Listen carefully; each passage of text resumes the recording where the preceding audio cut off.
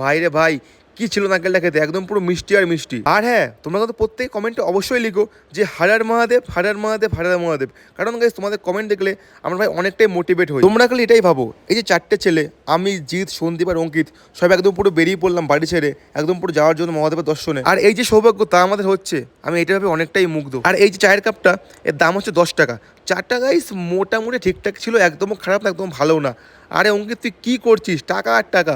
তো guys mainly দেখো, ট্রিপের টাকা, ট্রিপের টাকা, ট্রিপের টাকা। তোমরা খালি প্রত্যেকে সবাই একটা কোশ্চেনই করো যে তপুদা কেমন কি খরচা হয় যেতে কেদারনাথ। দেখো আমি প্রথমেই বলি, কোনো ফিক্স এখানে কোনো টাকা পাকা এরকম করে হয় না। আমি বলতে পারবো এটাই যে খালি সিঙ্গেল পার্সন যে কোনো সময় শুধুমাত্র কেদারনাথ ঘুরতে গেলে তার খরচা হতে পারে মিনিমাম সিঙ্গেল পার্সন 15,000 টাকা। এটা কিন্তু শুরু হচ্ছে মেইনলি হরিদ্বার থেকে।